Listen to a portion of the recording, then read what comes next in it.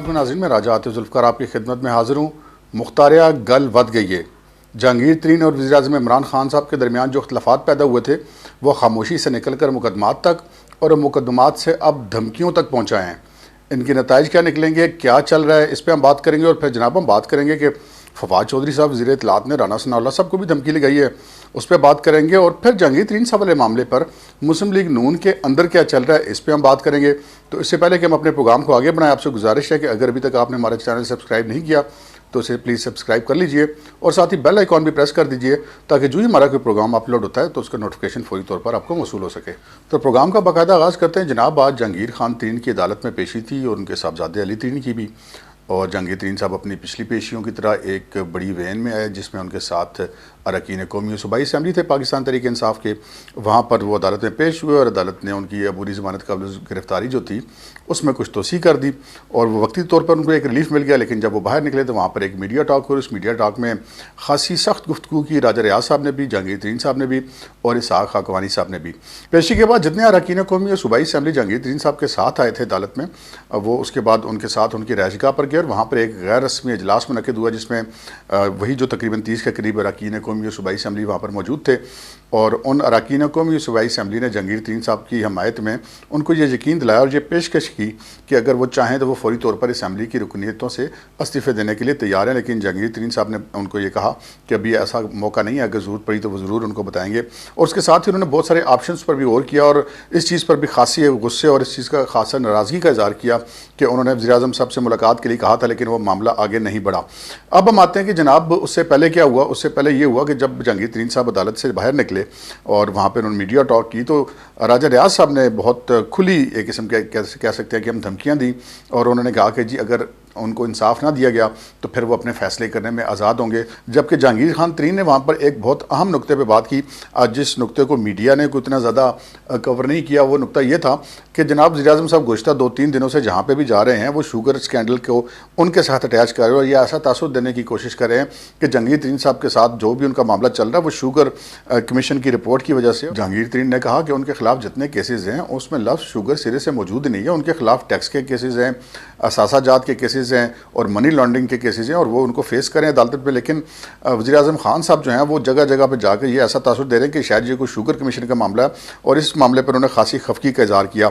और दूसरी तरफ जब जिस वक्त ये सारा मामला ख़त्म हुआ और उसके बाद ये लोग वहाँ पर चले गए, उसके बाद एक ऐसा भी अनाउंसमेंट सामने आई है कि जनाब 21 अप्रैल को जहांगीर तरीन साहब एक बड़ा शो ऑफ पावर करने जा रहे हैं। वो एक इफ्तार डिनर दे रहे हैं अपने हामी अरकान कौमी और सूबाई असम्बली को। अब तक जो लोग उनके साथ सामने आ चुके हैं उनमें तकरीबन 30 अरकान कौमी और सूबाई असम्बली शामिल है। लेकिन अब ज़रा का ये कहना है कि वो लोग जो कि खुल के सामने आएंगे उनकी तादाद 40 तक भी हो सकती है और उससे ज़्यादा भी हो सकती है। लेकिन जो खुल के सामने नहीं आ रहे और किसी खास मौके पर आएंगे वो तादाद उससे भी ज़्यादा हो सकती है।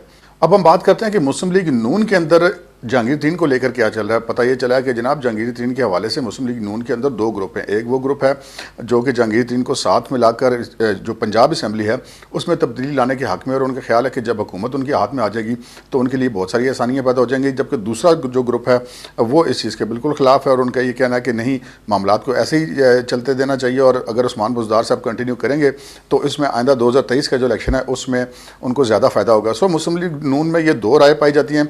लेकिन यकीनी बात यह है कि हतमी फैसला जो है इस हवाले से नवाज शरीफ साहब भी कर सकते हैं और अभी तक नवाज शरीफ साहब की तरफ से कोई ऐसा ग्रीन सिग्नल नहीं दिया गया, ना मुस्लिम लीग नून की मकामी क़यादत को और ना ही जहांगीर तरीन साहब को। अब हम बात करते हैं जनाब आज हमारे जो दूसरी दफ़ा वज़ीर इत्तलात बने हैं फवाद चौधरी साहब, उन्होंने बड़ी धमकियां लगाई हैं राना सनाउल्लाह साहब को जो मुस्लिम लीग नून पंजाब के सदर हैं। वो कहा है कि जनाब उन्होंने जो सरकारी हुकाम को कहा है कि जनाब वो जो कुछ भी एक्शन कर रहे हैं वो देख लें कि ये हुकूमत हमेशा नहीं रहेगी और उसके बाद उसका खमियाजा उनको भुगतना पड़ेगा। उन्होंने कहा कि जो सरकारी हुकाम को धमकियाँ देना जो है वो दहशत गर्दी के ज़ुमरे में आता है और हम उनके खिलाफ दहशत गर्दी की FIR दर्ज कराएंगे। मैंने बहुत अरसा ज़िंदगी में कोर्ट्स रिपोर्टिंग की, क्राइम्स रिपोर्टिंग की। धमकियाँ देने वाला मामला खैर दहशत गर्दी की दफ़ा तो नहीं लग सकती, लेकिन यहाँ पे हुकूमत जो है वो जंगल की बादशाह है, वो जो मर्जी दफ़ा लगाए। लेकिन दूसरी तरफ राना सनाउल्लाह साहब ने भी तुर्की ब तुर्की इस चीज़ का जवाब दिया और फवाद चौधरी साहब को याद दिलाया कि जनाब आपके जो वज़ीर-ए-आज़म साहब हैं वो कंटेनर पे चढ़ के तो आईजी को अपने हाथों से फांसी लगाने की धमकियाँ दिया करते थे। सो ये मामला जो है अब इस तरफ भी धमकियों की तरफ आ गया है, मुस्लिम लीग नून की तरफ से धमकियाँ और हुकूमत की तरफ से धमकियाँ, जबकि उससे पहले जहांगीर तरीन के ग्रुप की तरफ से धमकियाँ आ रही हैं। अब हम आते हैं जो गुफ्तगू हुई जिसमें धमकियाँ दी गई। एक तो राजा रियाज साहब ने धमकी दी कि वो अपने फैसले करने में आज़ाद होंगे अगर जो है वो ये मामला ना किया गया, इंसाफ ना फराम किया गया। और यकीनी बात है कि वहाँ पर ऐसे लोग मौजूद हैं वफाक के अंदर जो जहांगीर तरीन साहब की लॉबी के बहुत सख्त खिलाफ है। उनमें से एक नाम जो है वो आज़म खान साहब का है, जो प्रिंसिपल सेक्रेटरी हैं वज़ीर-ए-आज़म साहब के, और जो अरकान कौमी और सूबाई असम्बली है जहांगीर तरीन ग्रुप के, उनका भी ये कहना है कि जो उन्होंने दरख्वास्त वज़ीर-ए-आज़म से मिलने के लिए दी थी वो दरख्वास्त आज़म खान साहब ने रोक के रखी हुई है। खैर ये उनका एक इल्ज़ाम है, लेकिन बहरहाल ये चीज़ पहले से तकरीबन सभी को पता है कि जहांगीर तरीन साहब के और आज़म खान साहब के तल्लुकात आपस में अच्छे नहीं थे। इसी तरह हम अगर बात करें तो फिर शाह महमूद कुरैशी साहब, तो आपको पता है कि वो सदा से ही उनको बहुत ज़्यादा मोहब्बत है जहांगीर तरीन साहब से, और शहबाज गिल साहब के बारे में भी पता चला है कि वो भी जहांगीर तरीन साहब के खिलाफ हैं।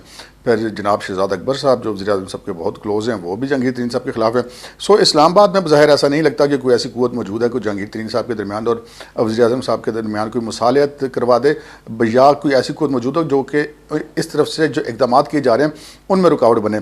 गवर्नर पंजाब चौधरी सरवर साहब ज़रूर ऐसी कोशिश कर रहे हैं और वो बयान भी दे रहे हैं कि ये मामले को किसी तरीके से ठंडा किया जाए, लेकिन ये मामला जो है उनके हाथों से निकलता जा रहा है। और ज़राए का ये कहना है कि अगर ये मामला बिल्कुल ही बिगड़ गया तो फिर ये भी मुमकिन है कि गवर्नर पंजाब चौधरी मोहम्मद सरवर अपना वज़न इमरान खान साहब के बजाय जहांगीर तरीन साहब के पलड़े में डाल दें। लेकिन यहाँ पे एक और बहुत अहम बात थी, वो उस पेशी के बाद इसहाक खाकवानी की गुफ्तगू थी। इसहाक खाकवानी ने गुफ्तगू की और उन्होंने कहा कि जनाब अगर ये एक तरफा कार्रवाइयों का सिलसिला बंद ना किया गया तो फिर हमारी ज़बानें भी खुल जाएंगी।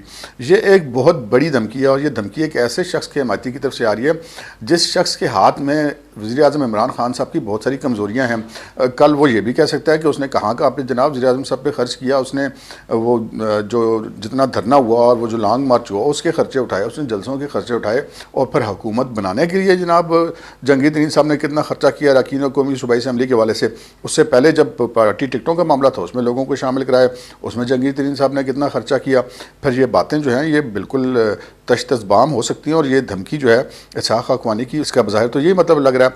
लेकिन यहाँ पर जो सबसे ख़तरनाक बात है वो ये है कि जहांगीर तरीन साहब अगरचे उनके तल्लुकात भी हमने सुना है कि इस्टेब्लिशमेंट के साथ बहुत अच्छे हैं और वो उन्हीं की इशारे पर उस वक्त पाकिस्तान तहरीक इंसाफ में शामिल हुए थे।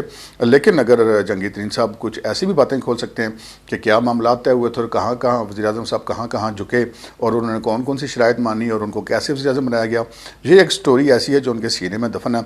अगर वो स्टोरी बाहर आ गई तो फिर शायद बहुत ज़्यादा मुश्किलात पैदा हो जाएंगी इमरान खान साहब के लिए और उनकी हुकूमत के लिए।